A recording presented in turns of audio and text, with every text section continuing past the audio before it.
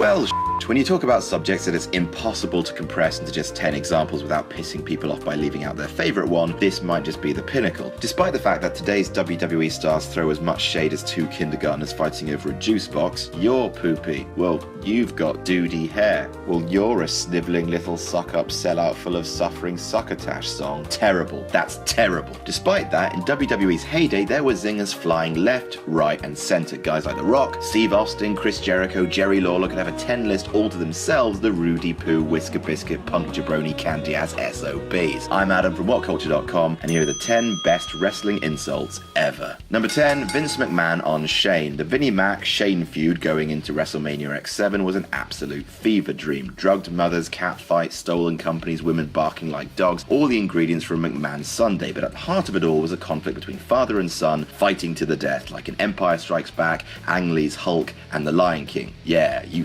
him up, Simba. The rivalry between Pops and Junior reached a fever pitch when Vince slammed his son, shouting, "I will never ever forgive your mother for giving birth to you." Damn, Vince. Damn. Number 9, Jerry Lawler on ECW. If you've been watching SmackDown recently, you'll be heartened that Jerry Lawler has finally returned to his heelish days as an announcer, which is a blessed relief after years in the wilderness as a purveyor of the worst jokes in the history of time. Hey Byron, what's that, King? Have you been drinking milk from forgetful cows? What's that, King? Milk of amnesia. And then at that point, all across the world, every man, woman and child briefly felt a chill, as if nothing in the whole world would ever be funny again.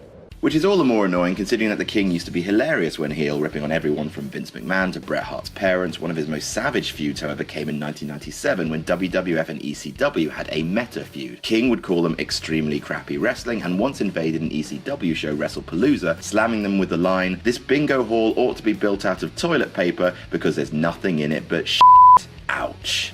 Number 8, Daniel Bryan and John Cena. Daniel Bryan is one of the biggest nice guys in the history of wrestling and prefers to let his kicks do the smack talking for him. But that didn't stop him from verbally pimp-slapping John Cena in the lead up to their acclaimed match at SummerSlam 2013. For a verbal confrontation between champion and challenger, Daniel Bryan wore a t-shirt to the ring saying, "The beard is here." He then pointed it out and said what legions of hardcore fans had been dying to hear someone like Daniel Bryan say live on Monday Night Raw. He said, "This shirt is a parody of you because I think you are a parody of wrestling."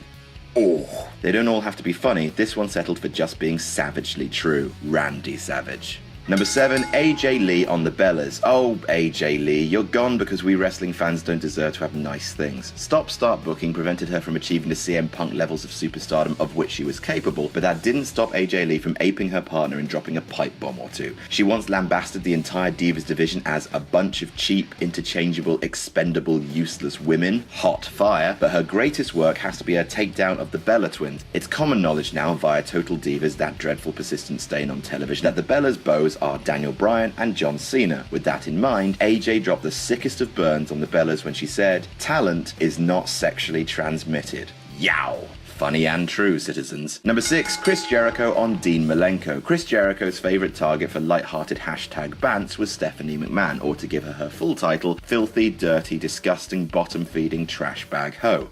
But the Ayatollah of rock and roller had plenty of other targets for his barbs, the most entertaining and cruel being those directed at Dean Malenko during their amazing feud in WCW. Jericho came up with his Man of 1004 Holds promo in this feud, then he went after Malenko's dead father, ow. While Malenko was off screen for a few months, Jericho just kept chipping and chipping away at him, at one point questioning whether his mother had always been faithful to his father, saying, "Isn't it weird how your brother and your father look nothing alike?" Well, that is uncomfortable, and also hilarious, and also brilliant. Number 5, Steve Austin on Bret Hart. Steve Austin was and still remains one of the biggest draws in the history of wrestling, and he invented beer, so good for him. One of the reasons for his popularity was his ability to cut vicious promos on his opponents in that low Texan drawl, and few opponents, save Vince and Triple H, the Wonder Twins, saw as much of the rattlesnake's venom as Bret Hart. In a feud that truly put Austin on the map, he didn't hold back, and one of his most famous insults of all time, he cut on Raw in an interview with old pal Brian Pillman saying, "If you put the letter S in front of Hitman, you have my exact opinion of Bret Hart." Say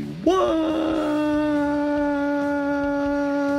Number 4, The Rock on Billy Gunn. The Rock is probably the greatest trash talker in the history of wrestling. Sure, a lot of what he says could be boiled down into your major ingredients of catchphrases, but he's also a master of facial expression, unbelievable quick wit, and he has as much charisma as two George Clooney's candlelight in Italy. He had many targets for his mockery, but some of his most savage attacks were reserved for recent King of the Ring winner Billy Gunn, and simply, his promos killed Mr. Ass's push dead in its tracks. One of the best promos he ever gave was on Sunday Night Heat of all things, showing Billy praying to God. "Dear God," he said, "my name's Billy, and I just won King of the Ring, but there's one problem, everyone still thinks that I absolutely suck." Burn. Then God replies, "Bob, but my name's Billy, it doesn't matter what your name is." Double burn. Number 3, CM Punk on The Undertaker. There are many things that make up a truly scorching insult. How funny it is, how true it is, and in this case, how taboo it is. WWE have shown many times they're not afraid to exploit a death or two to really ratchet up the tension between superstars. Randy did it with Eddie, Paige did it with Reid Flair, and Punk did it with William Moody, aka the late great Paul Bearer. CM Punk, of course, is a master on the stick, known for dropping the odd savage promo, and nothing came nearer to the knuckle than this. The two men, Taker and Punk, were headed toward WrestleMania when Moody passed away. On the next Raw, Undertaker came out to pay tribute and was interrupted by Punk, who said simply, "I want to extend my heartfelt apologies for your loss at WrestleMania." Oh damn.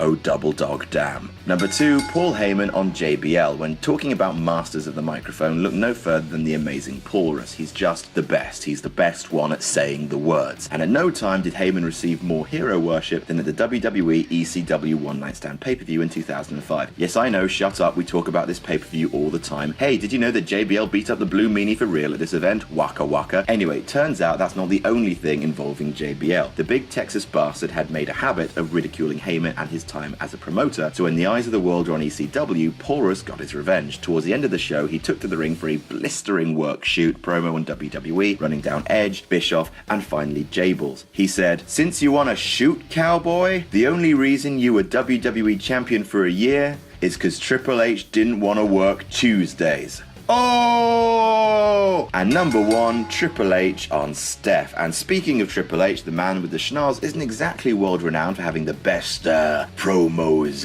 in the world. That's me ripping off one of The Rock's many Triple H impressions, can't take credit. But it turns out that even including Y2J, no one makes fun of Stephanie McMahon like her husband. Not only did he, while they were renewing their wedding vows, no less, call her a no-good lying bitch. That's a juicy little apple. No, Triple H's best singer and one of the biggest "oh damn" moments in promo history was saved for a few weeks later when Steph would accuse him of having a teeny little penis. Hunter would retort, "Even a 747 looks small when you're flying it into the Grand Canyon." Wrecked, as the children would say, totally wrecked. I'm 28 years old.